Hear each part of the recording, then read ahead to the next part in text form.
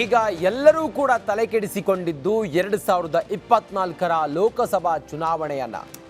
ಲೋಕಸಭಾ ಚುನಾವಣೆಯಲ್ಲಿ ಹೆಚ್ಚು ಸೀಟನ್ನು ಗಳಿಸಬೇಕು ಅಂತ ಹೇಳಿದ್ರೆ ನಾವು ಹೇಗೆ ಜನರ ಮುಂದೆ ಹೋಗಬೇಕು ಅನ್ನುವ ಲೆಕ್ಕಾಚಾರದಲ್ಲಿದ್ದಾರೆ. ಬಿಜೆಪಿ ನಾಯಕರಂತೂ ಮೋದಿ ಅವರ ಅಲೆ ಈ ಬಾರಿಯೂ ಕೂಡ ಕ್ಲೀನ್ ಸ್ವೀಪ್ ಮಾಡುತ್ತೆ ಅನ್ನುವ ಆತ್ಮವಿಶ್ವಾಸದಲ್ಲಿ ಇದ್ದಾರೆ. ಕಾಂಗ್ರೆಸ್ನ ನಾಯಕರು ರಾಜ್ಯ ಸರ್ಕಾರದ ಕಾಂಗ್ರೆಸ್ ಸರ್ಕಾರದ ಈ ಹಿಂದೆ ತಾವೇನು ಕೆಲಸಗಳನ್ನು ಮಾಡಿದ್ವಿ ಮತ್ತು ವಿಧಾನಸಭಾ ಚುನಾವಣೆಯಲ್ಲಿ ಹೇಗೆ ಕ್ಲೀನ್ ಸ್ವೀಪ್ ಮಾಡಿದ್ವಿ ಅದೇ ರೀತಿಯಾಗಿ ಲೋಕಸಭೆಯಲ್ಲೂ ಕೂಡ ರಾಜ್ಯದಲ್ಲಿ ಗೆಲುವಿನ ಭರವಸೆಯನ್ನು ಹೊಂದಿದ್ದಾರೆ. ಇದರ ಜೊತೆಗೆ ಒಂದಿಷ್ಟು ರಣತಂತ್ರವನ್ನು ಕೂಡ ಹೆಣೆದಿದ್ದಾರೆ. ಅದೇನು ಅಂತ ಹೇಳಿದರೆ ಈ ಬಾರಿ ಟಿಕೆಟ್ ಕೊಡುವ ವಿಚಾರ. ಲೋಕಸಭೆ ಚುನಾವಣೆಗೆ ಮುಂದಿನ ಚುನಾವಣೆಗೆ ಕಾಂಗ್ರೆಸ್ ಒಂದು ಲೋಕ ವ್ಯೂಹವನ್ನು ಹೆಣೆದಿದೆ. ರಿಪಬ್ಲಿಕ್ ಕನ್ನಡದಲ್ಲಿ ಕೈಪಡೆಯ ರಣತಂತ್ರದ ಎಕ್ಸ್ಕ್ಲೂಸಿವ್ ಮಾಹಿತಿಯನ್ನು ನಾವು ಕೊಡ್ತಾ ಇದ್ದೀವಿ. ಲೋಕಸಭಾ ಚುನಾವಣೆಯನ್ನು ಗೆಲ್ಲೋದಕ್ಕೆ ಕಾಂಗ್ರೆಸ್ನಲ್ಲಿ ಈ ಬಾರಿ ಹಿಂದುತ್ವದ ಅಸ್ತ್ರ. ಮುಸ್ಲಿಂ ವೋಟ್ ಬೇಕು, ಆದರೆ ನಾಯಕರುಗಳಿಗೆ ಟಿಕೆಟನ್ನು ಕೊಡೋದಿಲ್ವಾ? ಮುಖ್ಯಮಂತ್ರಿ ಸಿದ್ದರಾಮಯ್ಯಗೆ ಮುಸ್ಲಿಂ ಗೂಗ್ಲಿ ಇದನ್ನು ಮಾಡೋದಕ್ಕೆ ಸುನಿಲ್ ಕಣಗೋಳು, ಚುನಾವಣೆಯ ರಣತಂತ್ರಗಾರ ಈ ಸುನಿಲ್ ಕಣಗೋಳು ಅವರು ಯಾವ ಪಕ್ಷದ ಪರವಾಗಿ ಸ್ಟ್ರಾಟರ್ಜಿಯನ್ನು ಮಾಡ್ತಾರೋ ಆ ಚುನಾವಣೆಯಲ್ಲಿ ಅದು ರಿಸಲ್ಟ್ ಬಂದಿರೋದನ್ನು ಕೂಡ ನಾವು ಈ ಹಿಂದಿನ ಕೆಲ ರಾಜ್ಯಗಳಲ್ಲಿ ಅಥವಾ ನಮ್ಮ ರಾಜ್ಯದಲ್ಲೂ ಕೂಡ ಚುನಾವಣೆಯನ್ನು ನಾವು ಗಮನಿಸಿದ್ದೀವಿ. ವಿಧಾನಸಭಾ ಚುನಾವಣೆಯಲ್ಲಿ ಸಿದ್ದರಾಮಯ್ಯ ಅವರ ಪರವಾಗಿ ಅಂದರೆ ಕಾಂಗ್ರೆಸ್ ಪರವಾಗಿ ಡಿ.ಕೆ. ಶಿವಕುಮಾರ್ ಮತ್ತು ಸಿದ್ದರಾಮಯ್ಯ ಅವರ ಲೀಡರ್ಶಿಪ್ನಲ್ಲಿ ಏನು ವಿಧಾನಸಭಾ ಚುನಾವಣೆಯನ್ನು ಫೇಸ್ ಮಾಡಿದ್ರು, ಆ ಸಂದರ್ಭದಲ್ಲಿ ಇದೇ ಸುನಿಲ್ ಕಣಗೋಳು ತಮ್ಮ ಸ್ಟ್ರಾಟರ್ಜಿಯ ಮೂಲಕ ರಾಜ್ಯದಲ್ಲಿ ಅಗೈನ್ ಕಾಂಗ್ರೆಸ್ ಸರ್ಕಾರವನ್ನು ತರುವಲ್ಲಿ ಯಶಸ್ವಿಯಾಗಿದ್ದರು. ಅಗೈನ್ ಸಂಪೂರ್ಣ ಬಹುಮತದೊಂದಿಗೆ ಸರ್ಕಾರವನ್ನು ಕಾಂಗ್ರೆಸ್ ಸರ್ಕಾರ ಬರುವಲ್ಲಿ ಪ್ರಮುಖ ಪಾತ್ರ ವಹಿಸಿದ್ರು. ಈಗ ಅದೇ ಸುನಿಲ್ ಕಣಗೋಳು ಒಂದು ಸರ್ವೆ ಮಾಡಿದ್ದಾರೆ. ಆ ಸರ್ವೆ ಪ್ರಕಾರ ನಮ್ಮ ರಾಜ್ಯದಲ್ಲಿ ಲೋಕಸಭಾ ಚುನಾವಣೆಯಲ್ಲಿ ಹೆಚ್ಚು ಹಿಂದುತ್ವದ ಅಸ್ತ್ರವನ್ನು ಬಳಸದೇ ಆದರೆ ಅಥವಾ ಮುಸ್ಲಿಮರಿಗೆ ಈ ಬಾರಿ ಟಿಕೆಟನ್ನು ಹೆಚ್ಚೆಚ್ಚು ಕೊಟ್ಟರೆ ಅದು ಕಾಂಗ್ರೆಸ್ಗೆ ದೊಡ್ಡ ಡ್ಯಾಮೇಜ್ ಆಗುತ್ತೆ ಅಥವಾ ಅವ್ರು ಗೆಲ್ಲುವಂಥ ಸಾಧ್ಯತೆಗಳು ಕಡಿಮೆ ಇರುತ್ತೆ ಅನ್ನೋದರ ಕುರಿತಾಗಿ ಒಂದು ಸಲಹೆಯನ್ನು ಕೊಟ್ಟಿದ್ದಾರೆ. ಅದಾದ ನಂತರ ಒಬ್ಬೊಬ್ಬರೇ ನಾಯಕರು ಈಗ ಅದಕ್ಕೆ ಪ್ರತಿಕ್ರಿಯೆಯನ್ನು ಕೊಡ್ತಾ ಇದ್ದಾರೆ. ಮತ್ತು ಆ ಸ್ಟ್ರಾಟರ್ಜಿ ಕುರಿತಾಗಿ ಭಾಳ ಸೀರಿಯಸ್ ಆಗಿ ಕಾಂಗ್ರೆಸ್ನ ರಾಜ್ಯ ಪಾಳೆಯ ಇದನ್ನು ತೆಗೆದುಕೊಂಡಿದೆ. ಮತ್ತು ಇದು ಹೇಗೆ ನಮ್ಗೆ ಅನುಕೂಲ ಆಗ್ಬೋದು ಅನ್ನೋದ್ರ ಕುರಿತಾಗಿ ಒಂದಷ್ಟು ಲೆಕ್ಕಾಚಾರ ಮಾಡ್ತಾ ಇದ್ದಾರೆ. ಪರವಿರೋಧವೂ ಕೂಡ ಇದೆ. ಇದಕ್ಕೆ ಮುಸ್ಲಿಮರಿಗೆ ಟಿಕೆಟ್ ಕೊಟ್ಟರೆ ಗೆಲ್ಲಲು ಸಾಧ್ಯವಿಲ್ಲ. ಪರಮೇಶ್ವರ್ ಅವರು ಹೇಳ್ತಾರೆ ಈ ಮಾತನ್ನು, ಮುಸ್ಲಿಮರಿಗೆ ಲೋಕಸಭಾ ಚುನಾವಣೆಯಲ್ಲಿ ಟಿಕೆಟನ್ನು ಕೊಟ್ಟರೆ ಗೆಲ್ಲೋದಕ್ಕೆ ಆಗಲ್ಲ, ಹಾಗಾಗಿ ನಾವು ಟಿಕೆಟ್ ಕೊಡೋದಿಲ್ಲ ಪರಮೇಶ್ವರ್ ಅವರು ಹೇಳ್ತಾರೆ. ಲೋಕಸಮರದಲ್ಲಿ ಮುಸ್ಲಿಂ ನಾಯಕರಿಗೆ ಟಿಕೆಟ್ ಇಲ್ಲ ಅಂತೇಳಿ ಬೆಂಗಳೂರಿನಲ್ಲಿ home minister doctor G Parameshwar ಅವರು ಹೇಳಿದ್ದಾರೆ. ಸಮಜಾಯಿಷಿ ಕೊಡ್ತಾ ಮಾತನಾಡ್ತಾರೆ. ಮುಸ್ಲಿಂ ಕ್ರೈಸ್ತ ನಾಯಕರಿಗೆ ಟಿಕೆಟ್ ಇಲ್ಲ ಎಂಬುದಕ್ಕೆ ಸ್ಪಷ್ಟನೆಯನ್ನು ಕೂಡ ಕೊಟ್ಟಿದ್ದಾರೆ ಡಾಕ್ಟರ್ ಜಿ ಪರಮೇಶ್ವರ್. ರಿಪಬ್ಲಿಕ್ ಕನ್ನಡದ ಜೊತೆಲಿ ಎಕ್ಸ್ಕ್ಲೂಸಿವ್ ಆಗಿ ಮಾತನಾಡ್ತಾ ಹೇಳಿದ್ದಾರೆ. ಬನ್ನಿ ಅವರ ಮಾತನ್ನು ಕೇಳೋಣ. ನಾವು ನಮ್ಮಲ್ಲಿ ಒಂದು ನೀತಿ ಇದೆ ಕಾಂಗ್ರೆಸ್ ಪಕ್ಷದಲ್ಲಿ. ಯಾವ ಸಮುದಾಯಗಳು ಗೆದ್ದು ಬರೋದಕ್ಕಾಗೋದಿಲ್ಲ, ಜನರಲ್ ಎಲೆಕ್ಷನ್ಸಲ್ಲಿ ಗೆದ್ದು ಬರೋದಕ್ಕಾಗೋದಿಲ್ಲ ಅಂಥವ್ರಿಗೆ ನಾವು ವಿಧಾನ ಪರಿಷತ್ತಿನಲ್ಲಿ ಆಗಲಿ ಅಥವಾ ಸರ್ಕಾರದಲ್ಲಿ ಸ್ಥಾನಮಾನಗಳನ್ನು ಕೊಡ್ತಕ್ಕಂಥ ಮೊದಲಿಂದನೂ ನಡ್ಕೊಂಡು ಬಂದಿದೆ, ಏನು ಹೊಸದೇನಲ್ಲ. ಆದ್ದರಿಂದ ಒಂದು ವೇಳೆ ಕ್ರಿಶ್ಚಿಯನ್ಸ್ ಇರ್ಬೋದು, ಮುಸ್ಲಿಮ್ರು ಇರ್ಬೋದು ಅಥವಾ ಬೇರೆ ಸಮುದಾಯದವರು, ಸಣ್ಣ ಸಣ್ಣ ಸಮುದಾಯಗಳು ಭಾಳಷ್ಟು ಇದ್ದಾವೆ ನಮ್ಮಲ್ಲಿ, ಅವರಿಗೂ ಕೂಡ ನಾವು ಬೇರೆ ಬೇರೆ ರೀತಿಯಲ್ಲಿ ರಾಜಕೀಯ ಸ್ಥಾನಮಾನಗಳನ್ನು ಕೊಡೋದಕ್ಕೆ ನಾವು ಯಾವಾಗಲೂ ಪ್ರಯತ್ನ ಮಾಡ್ತೀವಿ. ಈ ಬಾರಿಯೂ ಮಾಡ್ತೀವಿ. ಈ ಬಾರಿ ಲೋಕಸಭಾ ಚುನಾವಣೆಯಲ್ಲಿ ಮುಸ್ಲಿಂ ನಾಯಕರಿಗೆ ಟಿಕೆಟ್ ಕೊಡೋದಿಲ್ಲ ಅನ್ನುವ ಒಂದು ಸಂಶಯ ಅಥವಾ ಒಂದಿಷ್ಟು ಗುಮಾನಿ ತಿಳಿತಾ ಇದ್ದಂತೆ ಮುಸ್ಲಿಂ ಲೀಡರ್ಗಳು ಈಗ ತಮ್ಮ ಡಿಮಾಂಡ್ ಏನು ಅಂತೇಳಿ ಹೇಳೋದಕ್ಕೆ ಹೊರಟಿದ್ದಾರೆ. ಕಾಂಗ್ರೆಸ್ 4 ಮುಸ್ಲಿಮರಿಗೆ ಟಿಕೆಟನ್ನು ಕೊಡಬೇಕು. ರಿಪಬ್ಲಿಕ್ ಕನ್ನಡಕ್ಕೆ ಸಲೀಂ ಅಹಮದ್ ಹೇಳಿಕೆಯನ್ನು ಕೊಟ್ಟಿದ್ದಾರೆ. ಕೆಪಿಸಿಸಿ ಕಾರ್ಯಾಧ್ಯಕ್ಷರಾಗಿರುವ ಸಲೀಂ ಅಹಮದ್ ಅವರು ಈ ಮಾತನ್ನು ಹೇಳಿದ್ದಾರೆ. ಲೋಕಸಭಾ ಚುನಾವಣೆಗೆ 4 ಟಿಕೆಟನ್ನು ಮುಸ್ಲಿಂ ಸಮುದಾಯಕ್ಕೆ ಕೊಡಬೇಕು. 80% ಅಭಿಪ್ರಾಯ ಆಲ್ರೆಡಿ ಈಗ ಸಂಗ್ರಹಿಸಲಾಗಿದೆ. ನಮ್ಮನ್ನು ನೀವು ನೆಗ್ಲೆಕ್ಟ್ ಮಾಡೋಂಗಿಲ್ಲ ಅನ್ನೋದನ್ನು ಬಹಳ ಕ್ಲಿಯರ್ ಆಗಿ ಸಲೀಂ ಅಹಮದ್ ಅವರು ಒಂದು ಮೆಸೇಜನ್ನು ಪಾಸ್ ಮಾಡಿದ್ದಾರೆ. ಇದೆಲ್ಲ ನಾವು ಗಮನಿಸ್ತಾ ಇದ್ರೆ ಒಂದು ಕಡೆಯಲ್ಲಿ ಸುನಿಲ್ ಕಣಗೋಳು ಅವರ ಸರ್ವೆ ಪ್ರಕಾರ ಈ ಬಾರಿ ಹಿಂದುತ್ವದ ಅಸ್ತ್ರವನ್ನು ಕಾಂಗ್ರೆಸ್ ಮಾಡಿದ್ದೇ ಹೌದಾದಿದ್ರೆ ಅದು ದೊಡ್ಡ ಮಟ್ಟದಲ್ಲಿ ಕಾಂಗ್ರೆಸ್ಗೆ ಅನುಕೂಲ ಆಗುತ್ತೆ ಅನ್ನುವ ಲೆಕ್ಕಾಚಾರ. ಅಂದರೆ ಅತಿ ಹೆಚ್ಚು ಸ್ಥಾನವನ್ನ ಕಾಂಗ್ರೆಸ್ ಈ ಬಾರಿ ಗೆಲ್ಲುತ್ತೆ ಅನ್ನುವ ಒಂದಿಷ್ಟು ಸ್ಟ್ರಾಟಜಿ. ಸುನಿಲ್ ಕನಗೋಳು ಅವರ ಆ ಒಂದು ಸ್ಟ್ರಾಟಜಿಯನ್ನು ಯಾಕೆ ಗಂಭೀರವಾಗಿ ಸರ್ಕಾರ ಪರಿಗಣಿಸುತ್ತೆ ಅನ್ನೋದಾದ್ರೆ, ಸುನಿಲ್ ಕನಗೋಲು ಅವರು ಹೆಣೆದಂತಹ ರಣತಂತ್ರ ಈ ಹಿಂದೆ ವಿಧಾನಸಭಾ ಚುನಾವಣೆಯಲ್ಲಿ ವರ್ಕೌಟ್ ಆಗಿತ್ತು. ಸಂಪೂರ್ಣ ಮೆಜಾರಿಟಿಯೊಂದಿಗೆ ಕಾಂಗ್ರೆಸ್ ಅಧಿಕಾರಕ್ಕೆ ಬಂದಿತ್ತು. ಈಗ ಲೋಕಸಭಾ ಚುನಾವಣೆ, ಅಗೈನ್ ಡಿ ಕೆ ಶಿವಕುಮಾರ್ ಮತ್ತೆ ಸಿದ್ದರಾಮಯ್ಯನವರು ಸುನಿಲ್ ಕನಗೋಲು ಅವರ ರಣತಂತ್ರಕ್ಕೆ ಈಗ ಅಗೈನ್ ಮತ್ತೆ ಮುಂದಾಗ್ತಾ ಇದ್ದಾರೆ. ಆ ಮೂಲಕ ಅವರು ಸರ್ವೆ ಮಾಡಿ ಒಂದು ರಿಪೋರ್ಟ್ ಅನ್ನು ಕೊಟ್ಟಿರೋ ಪ್ರಕಾರ ಹಿಂದುತ್ವದ ಅಸ್ತ್ರವನ್ನ ಕಾಂಗ್ರೆಸ್ ಬಳಸಿದೆ ಆದರೆ ಈ ಬಾರಿ ಅನುಕೂಲ ಆಗುತ್ತೆ ಅನ್ನೋದು ಈ ಒಂದು ಮೆಸೇಜ್ ಪಾಸ್ ಆಗ್ತಾ ಇದ್ದಂತೆ ಮುಸ್ಲಿಂ ನಾಯಕರುಗಳು, ಅದರಲ್ಲೂ ಕೂಡ ಅಲ್ಪಸಂಖ್ಯಾತ ನಾಯಕರುಗಳು ಈಗ ಹೇಳ್ತಾ ಇದ್ದಾರೆ ಕಾಂಗ್ರೆಸ್ನಿಂದ 4 ಸೀಟು ನಮಗೆ ಕೊಡಬೇಕು ಅಂತೇಳಿ ಹೇಳ್ತಾ ಇದ್ದಾರೆ.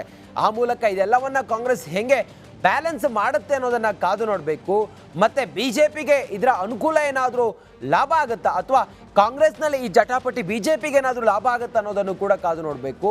ಸುಮ್ಮನೆ ಅಂತೂ ಬಿಜೆಪಿ ಕೂರೋದಿಲ್ಲ, ಒಂದೊಂದು ಸ್ಟ್ರಾಟಜಿನ ಇದಕ್ಕೆ ತದ್ವಿರುದ್ಧವಾಗಿ ಮಾಡ್ತಾ ಇರುತ್ತೆ. ಇದು ಹೆಂಗೆ ಬಿಜೆಪಿಗೆ ಅನುಕೂಲ ಆಗುತ್ತೆ, ಕಾಂಗ್ರೆಸ್ಗೆ ಇದೇ ಸ್ಟ್ರಾಟಜಿ ಮುಂದುವರೆದ್ರೆ ಪ್ಲಸ್ ಆಗುತ್ತೆ, ಇದನ್ನು ಕೂಡ ಕಾದು ನೋಡಬೇಕಾಗಿದೆ. ಇನ್ನು ನಾವು ಬಹಳ ಇನ್ ಡೆಪ್ತ್ ಆಗಿ ನೋಡ್ತಾ ಹೋದ್ರೆ ಯಾಕೆ ಹಿಂದುತ್ವದ ಅಸ್ತ್ರವನ್ನ ಬಳಸೋದಕ್ಕೆ ಈಗ ಕಾಂಗ್ರೆಸ್ಗೆ ಸಲಹೆ ಬಂದಿದೆ ಅಂತ ಹೇಳಿದ್ರೆ ನಾವು ಗಮನಿಸಬೇಕಿಲ್ಲಿ, ಕಳೆದ 2 ಬಾರಿ ಮುಸ್ಲಿಂ ಅಭ್ಯರ್ಥಿ ಕಾಂಗ್ರೆಸ್ನಿಂದ ಗೆದ್ದಿಲ್ಲ. ಇದಕ್ಕೆ ಕಾರಣ ಹಿಂದೂಗಳ ಮತ ಕ್ರೋಢೀಕರಣ ಆಗಿರೋದು. ಕಾಂಗ್ರೆಸ್ ಕಾರ್ಯಕರ್ತರೇ ಮುಸ್ಲಿಂ ಅಭ್ಯರ್ಥಿಗೆ ಮತ ಹಾಕಲ್ಲ, ಅದು ಕೂಡ ಅರ್ಥ ಮಾಡ್ಕೊಂಡಿದ್ದಾರೆ ಸುನಿಲ್ ಕನಗೋಳು. ಬಿಜೆಪಿ ಯಾವಾಗಲೂ ಕೂಡ ಹಿಂದುತ್ವದ ಕಾರ್ಡನ್ನ ಪ್ಲೇ ಮಾಡಿಯೇ ಲೋಕಸಭಾ ಚುನಾವಣೆಯಲ್ಲಿ ಗೆಲುವನ್ನು ಸಾಧಿಸ್ತಾ ಇದೆ. ಲಾಸ್ಟ್ ಎಲೆಕ್ಷನಲ್ಲಂತೂ ಕಂಪ್ಲೀಟ್ ಕ್ಲೀನ್ ಸ್ವೀಪ್ ಮಾಡಿತ್ತು. ಇದು ಕೂಡ ಇದರ ಪಾಠವನ್ನು ಕಾಂಗ್ರೆಸ್ ಕಲ್ತಂಗೆ ಕಂಡು ಬರ್ತಾ ಇದೆ. ಬಿಜೆಪಿಯ ಹಿಂದುತ್ವದ ರಣತಂತ್ರ ಕಾಂಗ್ರೆಸ್ ಸೋಲಿಗೆ ಕಾರಣ ಆಗ್ತಾ ಇದೆ. ಬಹುಸಂಖ್ಯಾತ ಮತಗಳು ಕ್ರೋಢೀಕರಣ ಆಗಿ ಒಂದು ಪಾರ್ಟಿಗೆ ಅದರ ಅನುಕೂಲ ಆಗೋದ್ರಿಂದ, ವೋಟ್ ಬ್ಯಾಂಕ್ ಆಗೋದ್ರಿಂದ ಆರಾಮಾಗಿ ಯಾವುದೇ ಕೆಲಸ ಮಾಡದೇ ಇದ್ರೂ ಕೂಡ ಆರಾಮಾಗಿ ಒಂದು ವೇವ್ನಲ್ಲಿ ಗೆದ್ದು ಬರ್ತಾರೆ. ಹಿಂದುತ್ವದ ವೋಟ್ ಅನ್ನೋ ಒಂದು ಮಾಬ್ ಇದೆಯಲ್ಲ, ಅದರಲ್ಲೇ ಗೆದ್ದು ಬರ್ತಾರೆ ಅನ್ನೋದು ಈಗ ಕಾಂಗ್ರೆಸ್ಗೆ ಅರ್ಥ ಆಗಿದೆ ಅಂತ ಹೇಳಿ ಕಾಣಿಸುತ್ತೆ. ಇದನ್ನ ಕ್ರ್ಯಾಕ್ ಮಾಡೋದಕ್ಕೆ ಅನಿವಾರ್ಯವಾಗಿ ಕಾಂಗ್ರೆಸ್ ಇಂಥದ್ದೊಂದು ತೀರ್ಮಾನಕ್ಕೆ ಬರಬಹುದು ಅನ್ನೋದು ಈಗ ರಾಜಕೀಯವಾಗಿ ಪಡಸಾಲೆಯಲ್ಲಿ ಚರ್ಚೆ ಆಗ್ತಿರುವಂಥ ಮಾತು. ಈ ಚುನಾವಣೆಯಲ್ಲಿ ಹಿಂದುಳಿದವರಿಗೆ ಟಿಕೆಟ್ ನೀಡಲು ಸಲಹೆಯನ್ನು ಕನಗೋಲು ಕೊಟ್ಟಿದ್ದಾರೆ ಸುನಿಲ್ ಕನಗೋಲು.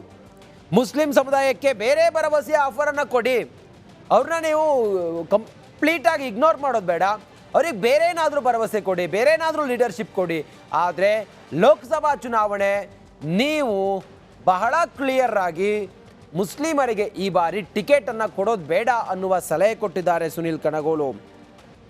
ಮುಸ್ಲಿಂ ಸಮುದಾಯಕ್ಕೆ ಟಿಕೆಟ್ ನೀಡದಿರಲು ರಣತಂತ್ರ ಅಂತೂ ನಡೀತಾ ಇದೆ. ಈ ಮೂಲಕ ರಾಜ್ಯದಲ್ಲಿ ಬಿಜೆಪಿಯನ್ನು ಮಣಿಸೋದಕ್ಕೆ ಕಾರ್ಯತಂತ್ರ ಮಾಡ್ತಾ ಇದ್ದಾರೆ. ಇದಕ್ಕೆ ಮುಸ್ಲಿಂ ಸಮುದಾಯದ ನಾಯಕರು ಏನಂತಾರೆ, ಆಲ್ರೆಡಿ ಅವ್ರು ಹೇಳಿದ್ದಾರೆ, ಕ್ಲೈಮ್ ಮಾಡ್ಕೊಂಡು ಬಿಟ್ಟಿದ್ದಾರೆ, ನಮಗೆ 4 ಸೀಟು ಕೊಡಬೇಕು ಅನ್ನೋದನ್ನು ಹೇಳಿದ್ದಾರೆ. ಇದನ್ನು ಹೇಗೆ ಬ್ಯಾಲೆನ್ಸ್ ಮಾಡ್ತಾರೆ ಅನ್ನೋದೇ ಈಗಿರುವಂಥ ಅತಿ ದೊಡ್ಡ ಪ್ರಶ್ನೆ. ಮತ್ತಷ್ಟು ಮಾಹಿತಿಯೊಂದಿಗೆ ನಮ್ಮ ಸೀನಿಯರ್ ಕಲೀಗ್ ವಿಜಯ್ ಈಗ ಲೈವ್ ಕನೆಕ್ಟ್ ಆಗಿದ್ದಾರೆ. ವಿಜಯ್, ಈಗ ಕಾಂಗ್ರೆಸ್ನ ಸ್ಟ್ರಾಟರ್ಜಿ ಅದು ಹಿಂದುತ್ವದ ಅಸ್ತ್ರ. ಬಿಜೆಪಿಯ ಗೆಲುವಿನ ಪಾಠವನ್ನು ಕಲಿತಿರುವಂಥ ಕಾಂಗ್ರೆಸ್ ಅಂಥದ್ದೇ ಮಾರ್ಗವನ್ನು ಅನುಸರಿಸುತ್ತೆ ಅನ್ನೋದು ಹೆಚ್ಚಿನ ಮಾಹಿತಿ ಏನಿದೆ ವಿಜಯ್? ರಂಜಿತ್, ಕಾಂಗ್ರೆಸ್ ಬಹಳ ಪ್ರಮುಖವಾಗಿ ಈಗ ಲೋಕಸಭಾ ಚುನಾವಣೆ ದೃಷ್ಟಿಯಲ್ಲಿ ಇಟ್ಕೊಂಡಿರುವಂತಹ ಕಾಂಗ್ರೆಸ್ ಅತಿ ಹೆಚ್ಚು ಸ್ಥಾನ ಗೆಲ್ಲಬೇಕು ಅನ್ನುವಂಥ ಲೆಕ್ಕಾಚಾರ ಹಾಕಿರುವಂತದ್ದು. ಆದ್ರೆ ಹೊಸ ಬೆಳವಣಿಗೆ ಮತ್ತು ಸುನಿಲ್ ಕನಗೋಳು ನೇತೃತ್ವದ ತಂಡ ರಾಜ್ಯ ಕಾಂಗ್ರೆಸ್ಗೆ ಒಂದು ಸಲಹೆಯನ್ನು, ಹೈಕಮಾಂಡ್ಗೆ ಒಂದು ಸಲಹೆಯನ್ನು ಕೊಟ್ಟಿರುವಂತದ್ದು. ಈ ಬಾರಿ ಟಿಕೆಟ್ ಹಂಚಿಕೆಯಲ್ಲಿ ಮುಸ್ಲಿಂ ಸಮುದಾಯಕ್ಕೆ ಒಂದು ಟಿಕೆಟ್ ಕೂಡ ಕೊಡಬಾರ್ದು ಅಂತ ಅದಕ್ಕೆ ಕಾರಣ ಕೊಟ್ಟಿರುವಂತದ್ದು. ಯಾಕೆ ಅಂತಂದ್ರೆ ಈ ಲೋಕಸಭಾ ಚುನಾವಣೆ ಸಂದರ್ಭದಲ್ಲಿ, ಅದೇ ಈ ಹಿಂದೆ ವಿಧಾನಸಭಾ ಚುನಾವಣೆ ಸಂದರ್ಭದಲ್ಲಿ ಸಾಲಿಡ್ ಆಗಿ ಮುಸ್ಲಿಂ ಓಟುಗಳು ಸಂಪೂರ್ಣವಾಗಿ ಕಾಂಗ್ರೆಸ್ಗೆ ಬಂದಿತ್ತು. ಅದು ಲೋಕಸಭಾ ಚುನಾವಣೆಯಲ್ಲಿ ಪರಿಸ್ಥಿತಿ ಬೇರೆ ಇರುತ್ತೆ. ಒಂದು ರಾಷ್ಟ್ರ ಸಂಬಂಧಪಟ್ಟಂತೆ, ಮತ್ತೊಂದು ಕಡೆ ಏನು ಮೋದಿ ಅವರ ಒಂದಷ್ಟು ಮೋದಿ ಅವರ ಹೊಟ್ಟೆ ಒಂದಷ್ಟು ಸಂಪೂರ್ಣವಾಗಿ ವರ್ಕೌಟ್ ಆಗುವಂಥದ್ದು, ಇವೆಲ್ಲವೂ ಕೂಡ ಒಂದಷ್ಟು ಗೆಲುವಿನ ಫ್ಯಾಕ್ಟರ್ ಇರುತ್ತೆ. ಈ ಹಿನ್ನೆಲೆಯಲ್ಲಿ ಈ ಬಾರಿ ಲೋಕಸಭಾ ಚುನಾವಣೆಗೆ ಟಿಕೆಟ್ ಕೊಡಬೇಕಾದ್ರೆ ಮುಸ್ಲಿಂ ಕ್ಯಾಂಡಿಡೇಟ್ಗೆ ಏನಾದ್ರು ಕೂಡ ಟಿಕೆಟ್ ಕೊಟ್ಟರೆ, ಮುಸ್ಲಿಂ ಅಭ್ಯರ್ಥಿನ ಹಾಕಿದ್ರೆ ಅದು ಹಿಂದೂ ವರ್ಸಸ್ ಮುಸ್ಲಿಂ ಅಂತ ಆಗುತ್ತೆ. ಜೊತೆಗೆ ಇದರ ಎಫೆಕ್ಟ್ ಅಕ್ಕಪಕ್ಕದ ಕ್ಷೇತ್ರಗಳು ಕೂಡ ಆಗುತ್ತೆ. ಈ ಹಿನ್ನೆಲೆಯಲ್ಲಿ ಮುಸ್ಲಿಂ ಅಭ್ಯರ್ಥಿಗಳ ಬದಲು ಬೇರೆ ಸಮುದಾಯದ ಅಭ್ಯರ್ಥಿ ಟಿಕೆಟ್ ಕೊಡಬೇಕು. ಮುಸ್ಲಿಂ ಅಭ್ಯರ್ಥಿಗಳಿಗೆ ಟಿಕೆಟ್ ಕೊಟ್ಟರೆ ಗೆಲುವಿಗೆ ಕಷ್ಟ ಆಗುತ್ತೆ ಅನ್ನುವಂಥದ್ದು ಕನುಗೋಳು ಕೊಟ್ಟಿರುವಂತಹ ಸಲಹೆ. ಇದನ್ನ ಪಕ್ಷ ಹೇಗೆ ಗಂಭೀರವಾಗಿ ಇಟ್ಕೊಳ್ಳುತ್ತೆ ಅನ್ನೋದು ನೋಡ್ಬೇಕು. ಇದಕ್ಕೆ ಪೂರಕವಾಗಿ ಗೃಹ ಸಚಿವ ಪರಮೇಶ್ವರ್ ಬಹಿರಂಗವಾಗಿ ಹೇಳಿಕೆ, ರಿಪಬ್ಲಿಕ್ ಕನ್ನಡಕ್ಕೆ ಎಕ್ಸ್ಕ್ಲೂಸಿವ್ ಆಗಿ ಹೇಳಿಕೆ ಕೊಟ್ಟಿರುವಂತದ್ದು. ಅವ್ರು ಹೇಳಿರುವಂತದ್ದು ಅವ್ರು ಗೆಲ್ಲುವಂತ ಸಾಮರ್ಥ್ಯ ಇದ್ರೆ ಮಾತ್ರ ಕೊಡ್ತೀವಿ, ಆದ್ರೆ ಈ ಹಿಂದೆ ಕೊಟ್ಟಂತ ಅಭ್ಯರ್ಥಿ ಗೆದ್ದಿಲ್ಲ, ಈ ಹಿನ್ನೆಲೆಯಲ್ಲಿ ಕೊಡುವುದಕ್ಕೆ ಅಸಾಧ್ಯ ಅಂತ ಹೇಳುವ ಮೂಲಕ ಮುಸ್ಲಿಂ ಅಭ್ಯರ್ಥಿಗಳಿಗೆ ಟಿಕೆಟ್ ಇಲ್ಲ ಅಂತ ಸಂದೇಶ ರವಾನೆ ಮಾಡಿರುವಂತದ್ದು. ಮತ್ತೊಂದ್ ಕಡೆ ಮುಸ್ಲಿಂ ಸಮುದಾಯದ ಮುಖಂಡರುಗಳು ಸಚಿವರು ಕೂಡ ಹೇಳ್ತಾ ಇರುವಂತದ್ದು ಈ ಬಾರಿ ಕನಿಷ್ಠ 4 ಟಿಕೆಟ್ ಕೊಡ್ಬೇಕಂತ.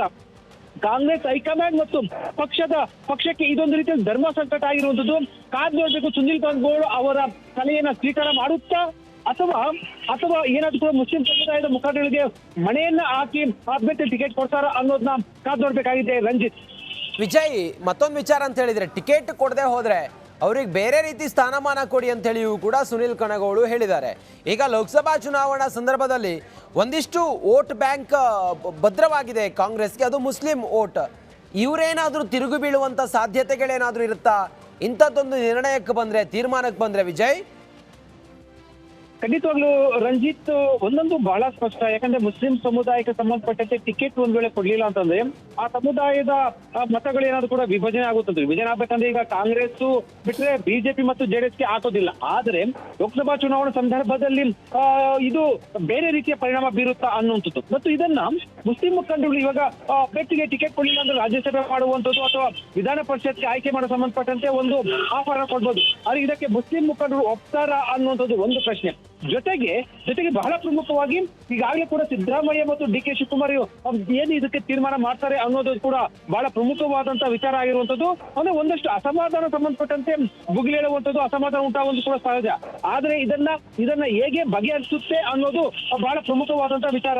Ranjit, yes, thank you Vijay ನಿಮ್ಮೆಲ್ಲ ಮಾಹಿತಿಗಾಗಿ.